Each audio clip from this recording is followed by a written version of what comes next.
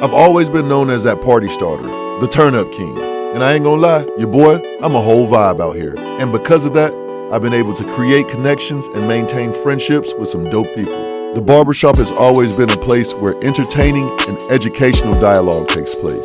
I've been a part of some epic conversations and some full-blown arguments in the shop. So I figured, why not bring some of those conversations to life? So in the words of the legendary Snoop, give me the microphone first, because this is nothing but a thang.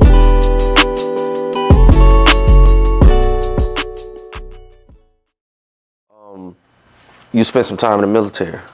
7 years in the Coast Guard, man. Hated it, but at the same time, I loved it. I before I even joined, I wasn't that great of a swimmer. Wow. So, I had to do the whole remedial swim, did the boot camp thing, did that for 7 years. And then, I was forced to get out medically. But at that point, I had a baby. Okay. And I'm like, damn, I got to support this baby. And I remember having a conversation with the mother of my child. I was thinking about barbering. And she was like, well, barbering will always be there.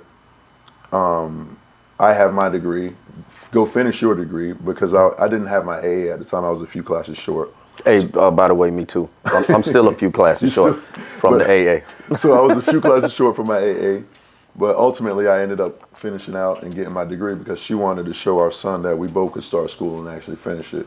Maybe that would influence him. Wow. So after I did that, I went into barbering school. But while I was in college, that's when I started the thread. And I saw my way in radio through a classmate. Then I got the job at WOKV. That's right. Hated every last minute of it. But that was the grind that I had to do. I was at WOKV, it was politic radio. So They were talking about a whole bunch of stuff that I didn't want to hear. But I wish I would have kind of paid more attention to it now. With everything that's been going on and right. What we've seen in the past couple of months, even just with this past election, which is crazy. It's still crazy. Right. I'm looking at it now from a standpoint of you're almost confused as to what is actually going to happen. You never know. In January, like you just don't know. You don't know. And so, while I served my time there for, 2 years, making $9.50 an hour as a grown man. That's good for radio, though. And see, listen, for those that are inspiring to get in radio, don't think you're going to get in there and get rich.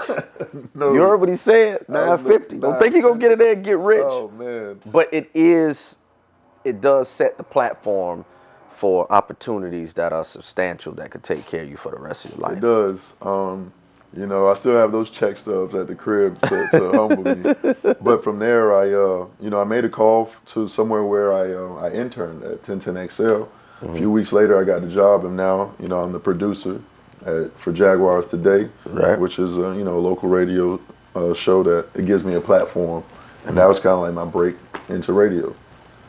You got some call letters behind you. Hopefully I can put in that letter of recommendation to you when I need it. Absolutely, without question.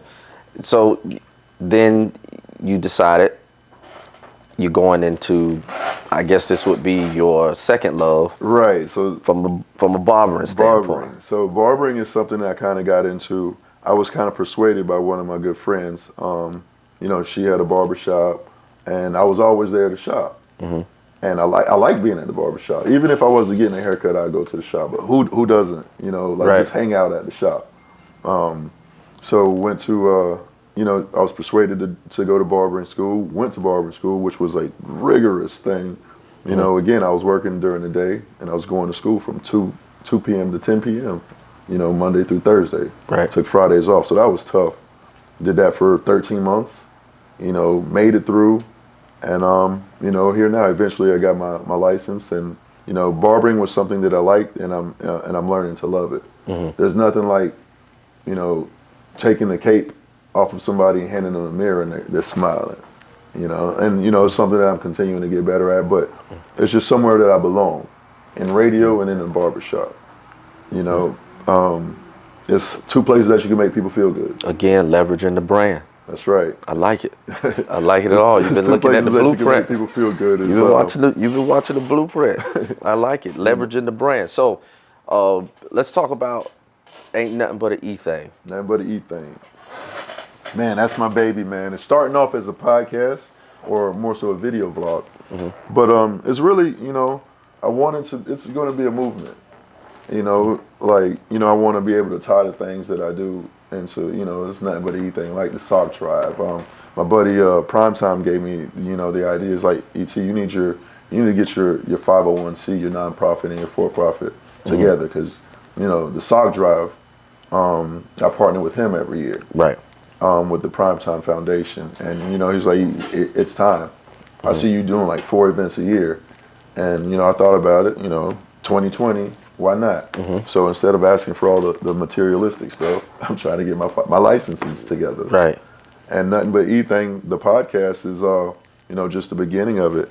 I've made some dope ass relationships with some crazy people, over the years, and it's just my personality. People just like to be around me just as much as I like to be around people. And I'm able to maintain those relationships with people. And when I became a barber, I had this idea. Even before I had became a barber, I'm like, it would be so dope to create a pod while you're interviewing people and you're cutting their hair. And you're giving a true barbershop feel. Because we know that the best conversations happens in the barbershop. They do. And in the shops, you talk about everything. Ain't nothing safe. Nothing. It's nothing safe. Politics, religion, sports, Definitely. fashion. Definitely. And you get educated in the barbershop. Heated conversations. I've never seen like a full-blown fight, but I've seen, a lot of heated conversations to where opinions, definitely. people, they voice their opinions very strongly. Like, in the barbershop. In the barbershop. So it's almost like a safe zone. You can come to the barbershop, you can come talk about, girls, whatever. And it's like the safe zone, and it doesn't really leave the barbershop. I've always said the barbershop is the men's sanctuary. It is. It's our sanctuary. It's our counseling session. It's financial assistance. Right. It's a cheat sheet sometimes. It is. And also, like, the plugs are always in the shop. You got the man, you got the cologne man, he coming through. I haven't seen the DVD man in a while, but I guess that's probably out of style. You might get right. what is it now anyway? Well, you got so much streaming now, so all of that stuff is not even that's not even obsolete. It's totally obsolete. But that's pretty much what I picture what Nothing But an E Thing to be, is just, starting off with as a vlog, seeing some of these the conversation come to life. I want people to kind of experience shop conversations, but not just any shop conversations, my shop conversations, because my shop conversations are just crazy. So are you going to utilize, like, are you just going to scope different people out, or are you just targeting your customers? There's going to be a particular, like a guest. There's going to be a particular type of guest, but as far as like people involved in the conversation is wide open. If you happen to come to the shop and Cliff or Beast Mode is in the chair, hey, good for you. You know what I'm saying? Be a part of the conversation. Now the price of that haircut probably just went up. Right. But come in and join on the conversation. And I just think that would be like the coolest thing. Like it's gonna be a dope experience. I have this vision and I just kinda wanna share it with everybody. After we do the O-line party, the Pittsburgh Steelers had this tradition. Right. Where first round picks had to bring donuts, for all the players on Friday before the game, right? Right. So I was cool with that. They came up to me and they said, Leon, you got to bring the donuts and everything like that. Now I was sitting in my locker, and I'll never forget it. Rod Woodson, who's a Hall of Famer. Right. Pretty Rick is what we call him. All right, Pretty Rick is what we call him. Because you're light skinned? Oh, light skinned. Light skinned. He was like Elder Bar. Uh-huh. But we call him Pretty Ricky. So Rod Woodson comes up to me and he has his own list of his donuts that he wants. And instead of just giving me the list, he throws the list at me. He said, hey, Rook, make sure you get my list right. And the list hit me on the chest. I said, wait a minute now. I said, is he trying me? Being from Miami. I said, he trying me, right? So that was on Thursday. So I went to Dunkin' Donuts, and I got 14 dozen donuts. I put the donuts in the locker room, whatever, and I went in the training room to get tape. everybody all excited because, you know, there's donuts and everything. So all the guys coming there and donuts and stuff, and they looking through the box. I got them 14 powdered white donuts with no milk. Was that on his list though? Hell no, it wasn't on this list. I know powdered white is the one donut that you do not like, and you don't like it, and if you ain't got milk, so I got 14 dozen powdered white donuts. So I'm in there getting taped. The guys coming there thinking they was gonna get some glazed donuts. They coming there. Some guys were pissed. Some guys laughing at me. They thought it was like, funny. Like, Cersei, you crazy. So there's this one particular coach. You know, he was a coach with Chuck Noll back in the day. His name was Dick Hope. He was a running back coach, right? So I'm getting taped. Running back coach coming there and says, "Leon, you think you're funny, huh?" He said, "If Mean Joe Green. He said, "If Joe Green was here, he'll snatch your ass off that table and make you go get some donuts." And I said to him, "Well, he ain't here, so have a donut and a smile." And that motherfucker leaped at me, bro. The coach ain't but this big. He leaped at me like he was gonna do something. So.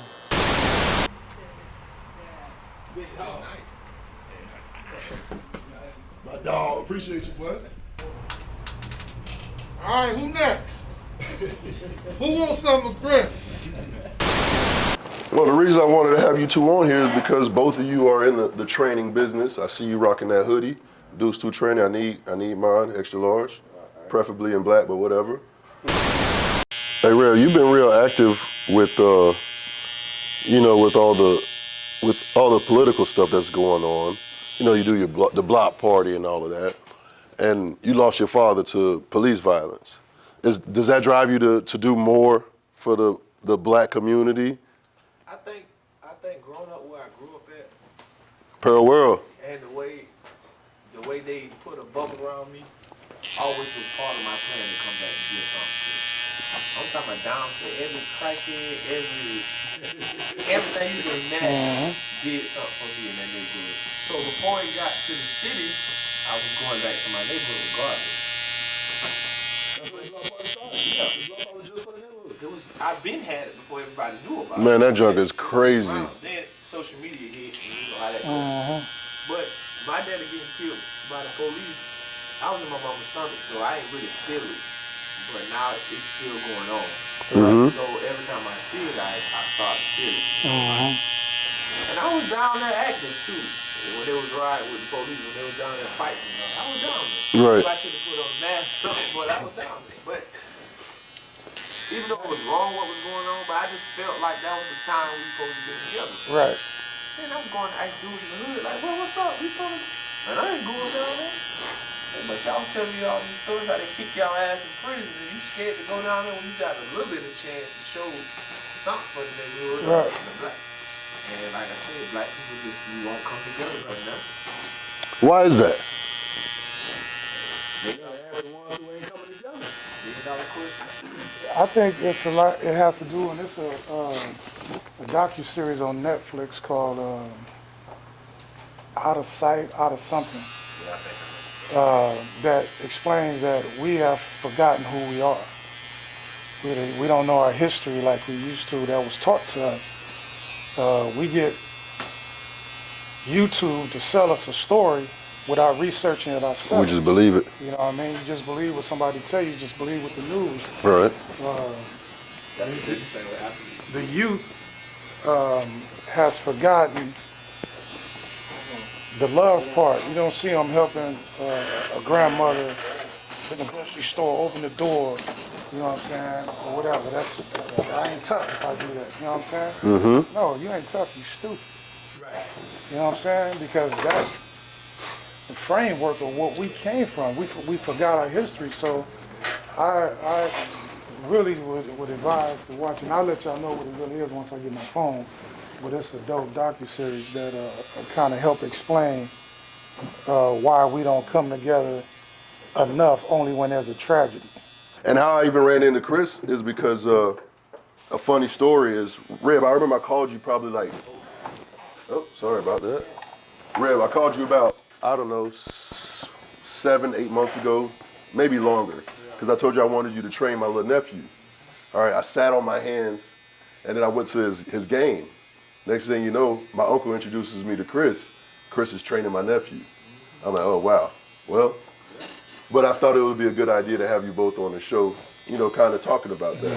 And it's good because you got me that's from the city, but I've been gone for a long time. I think I've been back almost 2.5 years.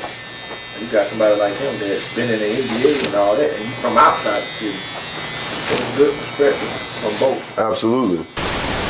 Like, it's going to be a dope experience. I have this vision, and I just kind of want to share it with everybody. I'm excited about it. Coming first quarter 2021. Nothing but an E thing, baby. How can they catch it? We're going to start out on YouTube, of course, Instagram, all that. We're still working out all the kinks out, but we're definitely going to stream on YouTube and anywhere else you stream your visuals. Listen, I'm hanging out here with ET. Keep your eyes open for it. Nothing but an E thing. Coming first quarter of 2021. Man, I'm amped up about it. And who knows, I'll probably come through here and get my cut and be a part of some dope conversations that I know what's going. Listen, I'm going to tell you this. Before we even started conversing, like, he has this bag that is Bluetooth audio, book bag of Bluetooth, but it is freaking dope. And that's what I'm saying. Like, you seem to have your pulse, your thumbprint on the pulse of what's actually like the next thing. And I always call you, man, you future. I appreciate it, man. You know, like I said, man, I just want to be liked, and, you know, I just want to be liked just as much as I like people. I think the love is abundantly clear, man. Absolutely. Thank you for letting me talk with you for a few, man. Thank you for letting me talk with you for a few. Yes, sir. I like it. Nothing but an E thing. 2021, first quarter. Let's go. Catch it.